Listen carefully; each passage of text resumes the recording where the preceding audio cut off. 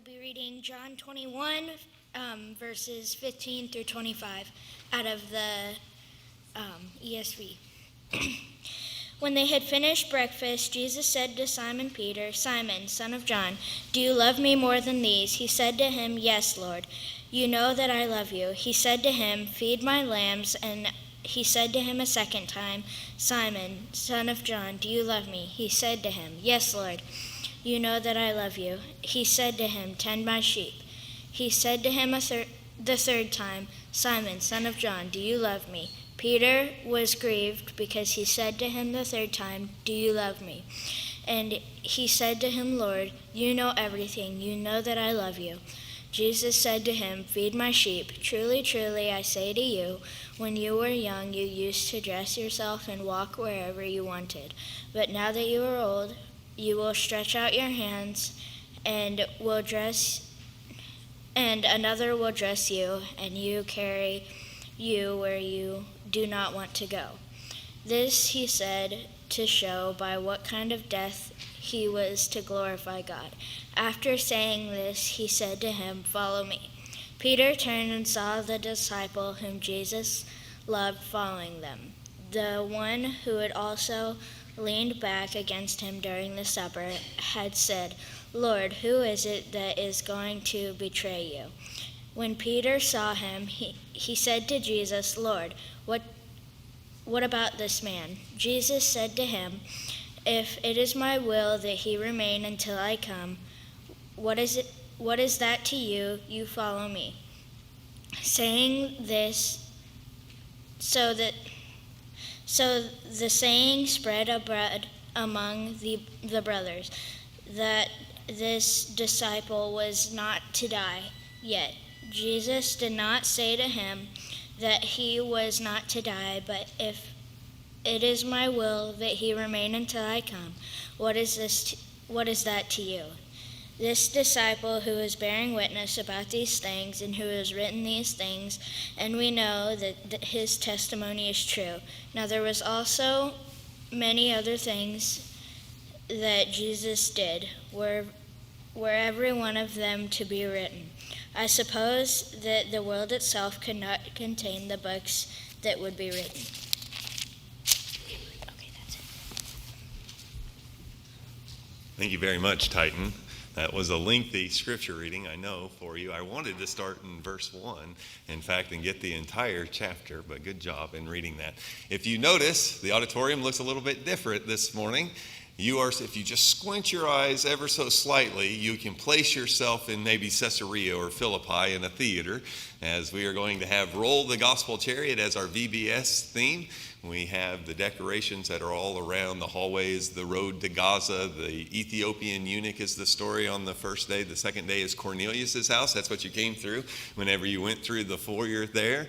It was Cornelius' house, and then right outside the doors here is "See, here is water" for the Ethiopian eunuch right there on the hallway. In the fellowship hall, we're going to have our pictures taken in the Philippian jail for the kiddos and have a lot of activities, puppet shows going on. We'd encourage you to invite as many of the young ones that you know to make it. For the first of this week, Monday, Tuesday, Wednesday, we're going to have our VBS classes and puppet shows and activities and crafts. On Thursday night, it's going to be the family night, and we invite everyone to come for that. We're going to have some hot dogs and play some games with one another, but also the adults from 7 to 8:30 p.m. You're not going to be missing out. If you bring some youngins, we have classes that are going to be prepared for adults as well, along those same themes of the Ethiopian eunuch, Cornelius' house, and then the Philippian jailer. Those gospel messages of conversion within the books of Acts is what we're going to look at.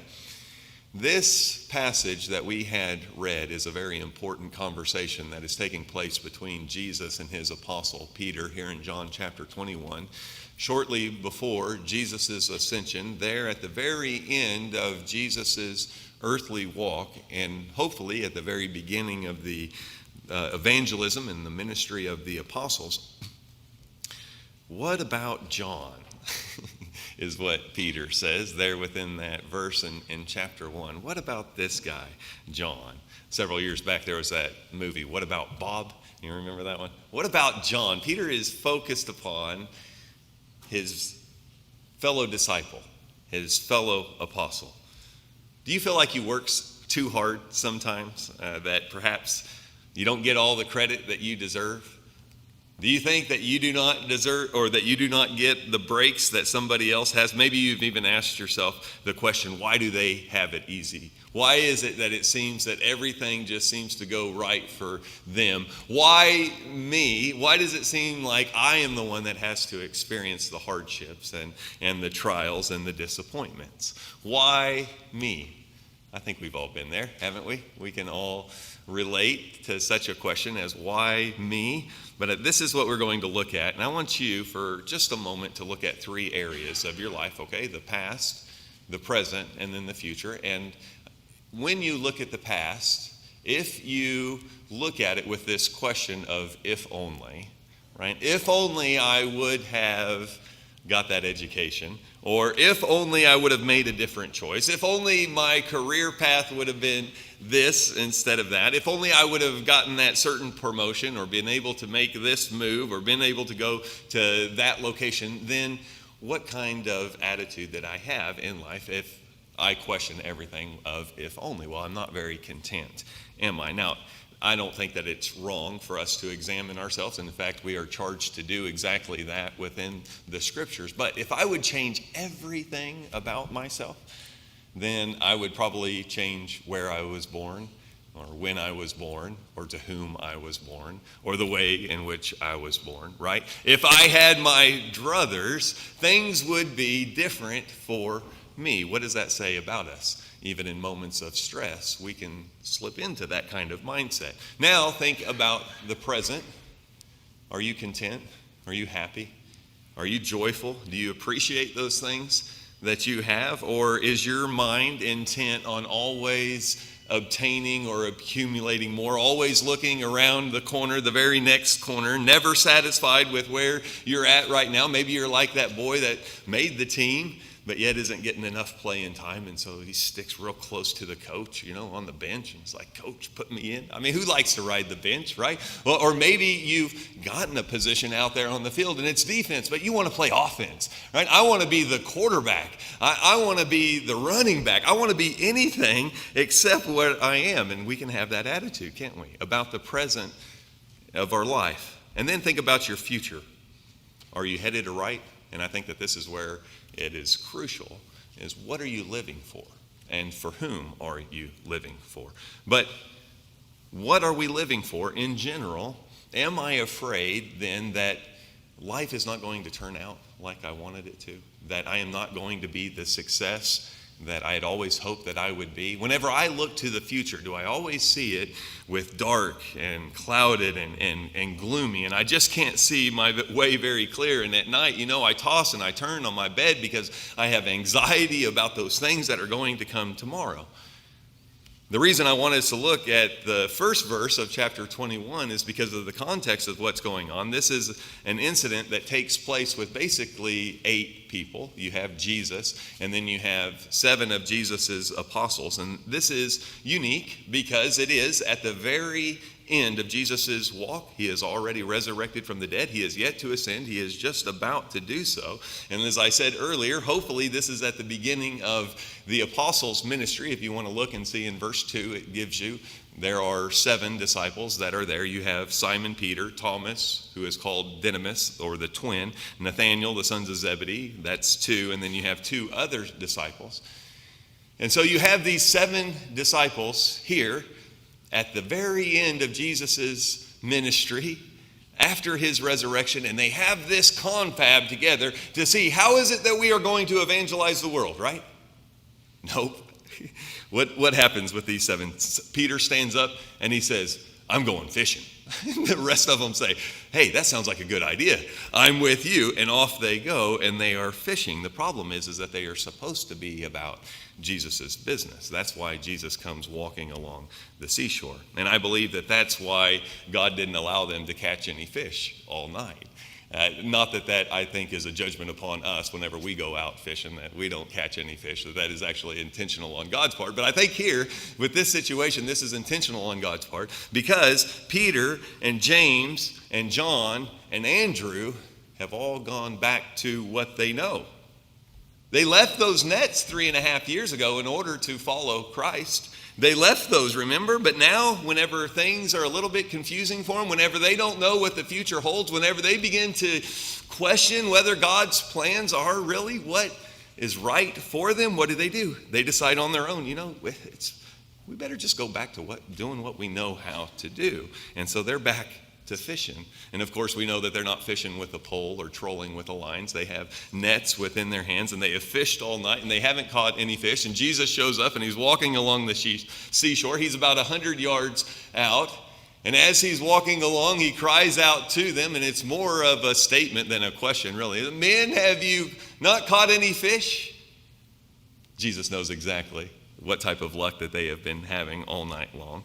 Who catches fish anyways whenever you don't have your fish finder on you? Cast your nets on the other side, he says.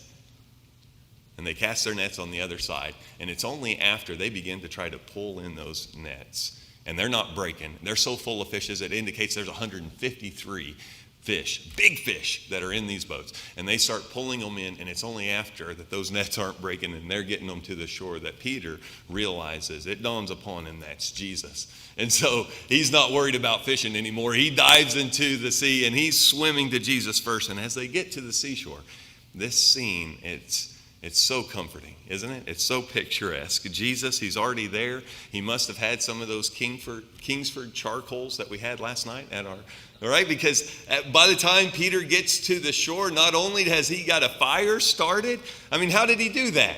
It's a miracle, isn't it? He had a fire started, and he had some fish, and he is ready to prepare some breakfast for them to eat. Now, I want you to pause just at this moment. We're not going to take the entire 15 minutes that they had for breakfast or so, but I want you to just pause and think of how pregnant that silence is as they sat around that campfire and as they ate that breakfast that was miraculously prepared for them by the Lord. If you're one of those 7 disciples, what are you thinking? Maybe you're not voicing too much at this moment, but what's going through your mind? Is it, oh man, what does he want from me again? Is it, oh, we are in the presence of the Lord. Uh-oh, we're in big trouble. Jesus allows for breakfast to end, and then he has some questions for Peter. He says, Peter, do you love me more than these? And it's only after that first question that he asks more than these. After he asks Peter, do you love me on the second and the third time, he doesn't say more than these. And so it makes me wonder, what does he mean by more than these whenever he asks Peter, Peter, do you love me more than these? He could be saying, Peter, do you love me as in more than what you said that you were going to be? Remember whenever I was prophesying about my own arrest and my doom, Peter? Remember how you said that you were going to be more faithful? Remember how you said, no, not me, Lord. I'll stand up for you. I'll be the one. Do you remember, Lord? And so maybe Jesus is saying to them, do you remember whenever you pledged your love to me? And you said that you were going to be faithful more than anybody else that's around this fire? Maybe that's one way. Maybe he is saying, Peter, do you love me more than your fishing buddies? Oh, does that hit you some of you fellas? Do you love me more than your friends? Do you love me more than these? And maybe that's what he is saying. But the third way that it possibly could be interpreted is, Peter, do you love me more than your fishing pole? Peter, do you love me more than your Johnson fishing boat? Ooh, it gets going, right? Go slow. Peter, do you love me more than your business? Peter, do you love me more than that which brings you wealth? Peter, do you love me more than your druthers? What does that mean? You ever heard that term, druthers? Did you know that's a word actually within the dictionary? Druthers is actually a contraction word of would and rather, right? Peter, do you love me more than these? There's so much within this context of this that we're not going to get into. Otherwise, this lesson would be longer than what you want it to be. But I just want to simply paint the picture for you here as Jesus is putting Peter upon the spot. And he is saying, Peter, I am calling you back to your commitment to me. And I am saying to you, Peter, that I expect more out of you than what you expect out of yourself. What has happened is that Peter has begun to say, why me? Peter has begun to ask himself, well, why am I the one that's being put on the spot? Well, why am I the one that has to give up his livelihood? Why am I the one that has to leave behind everything that I am familiar with and love in order to follow Jesus? Why do I have to be the one? Why me, Lord? And what Jesus is saying to Peter is, Peter, get a grip. I have been with you for the last 3.5 years, and I need you right now. Peter, don't ask me why me. Ask why not me, Peter. Ask why not, to understand that it is your leadership, that you are going to be one that feeds my sheep, that you are going to be one that whose leadership position amongst this group is so much so that they are willing to, at the drop of a net, follow you. If you would but be a fisherman of men, you would have had so much influence. Why not you, Peter? You're the one that proclaimed your allegiance to me so loud and so clear in front of everybody. You're the one then that needs to be the example and to do what I have asked you to do. I think Jesus is certainly commanding here, but I think he's pleading with Peter. And he is saying, Peter, I have such high expectations of you. And we got to see the two frame of mind that are here at this time. We have Peter, right? And Peter, I just kind of see him having a kind of a confused look on his face.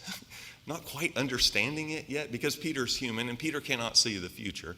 Peter does not know the glory that awaits the body of Christ if he will just do his job. He doesn't recognize the souls that are going to be saved if he will just get out there and to cast his nets and to draw them in, because within his mind, it's not a small mind, it's not like a peanut or a walnut sized mind. It's a closed mind right now. And on the other side of this, who you have is the Son of God, who has just risen from the dead, who has been walking the earth for some 40 days now and is about to ascend into heaven, who came to the earth for the very purpose of giving his life as a sacrifice so that he might establish the church. And he has plans within 10 days for the Holy Spirit to descend upon the apostles and for Peter to preach that first gospel sermon. Jesus sees everything, doesn't he?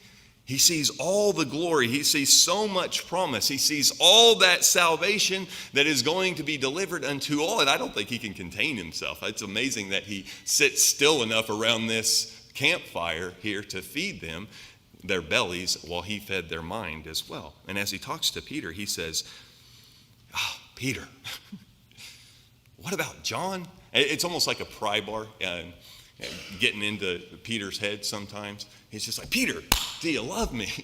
Have you ever used a pry bar?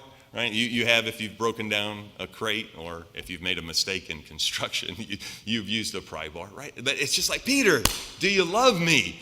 Peter, come on, get with the program. I mean, after all, it's Peter, after all of this, says what about John? He says, well, what about him? After Jesus has gone through all of this with him, Peter's still thinking about himself.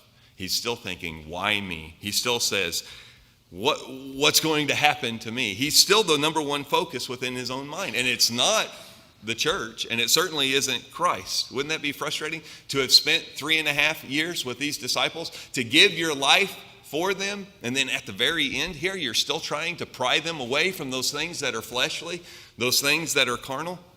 Let's just have Jesus ask me this question then. Jed, do you love me more than these?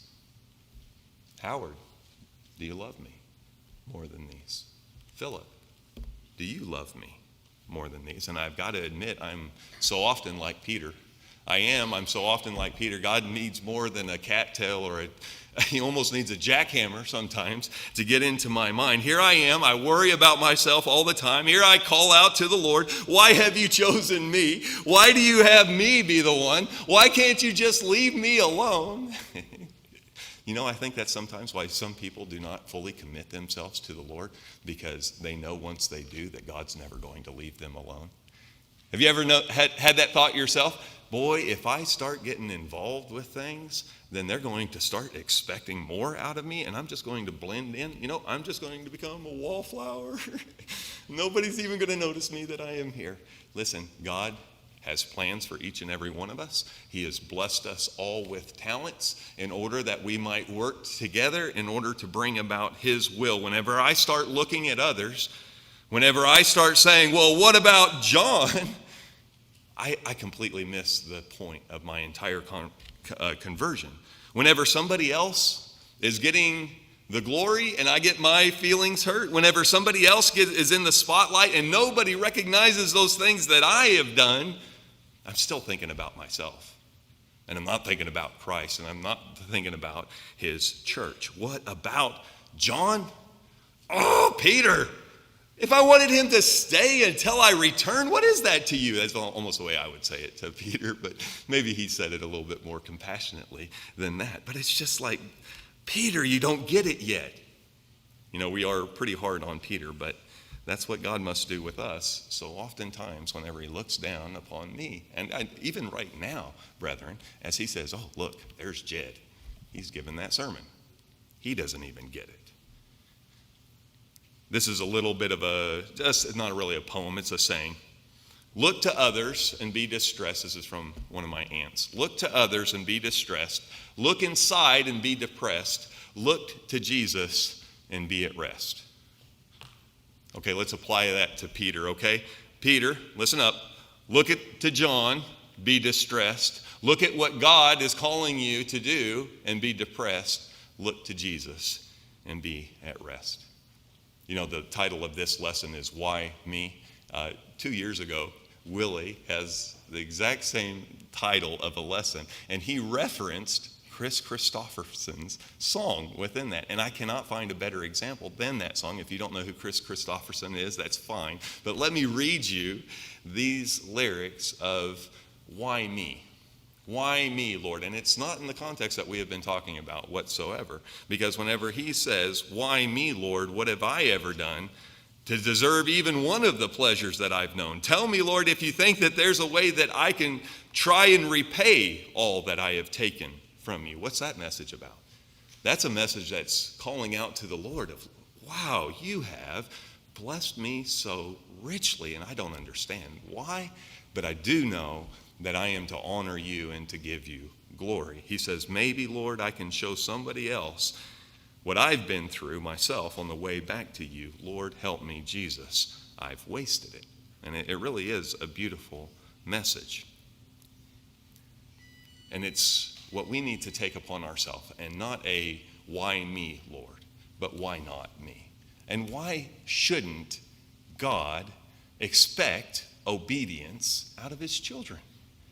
And why shouldn't God expect devotion out of those who have committed themselves to him? And why shouldn't he be just a little bit put out by a fisherman who wants to go back to his nets instead of seeking after the kingdom and his righteousness? Now, that doesn't mean that he couldn't have a job. Jesus was not putting a nail within the coffin of our physical well-being. It wasn't, he was saying to those disciples that you have to receive all of your sustenance in service to me. We know that Paul was a tent maker, and he employed those skills whenever he was in Corinth so that they wouldn't think that he was sponging off of them. He supported himself in that way. Jesus isn't saying that you can't have jobs, but what he is saying is that you cannot be so committed to them that that is your entire life. Your job is not your life, Peter. I've got plans for you, and you have got to submit to those things that I desire.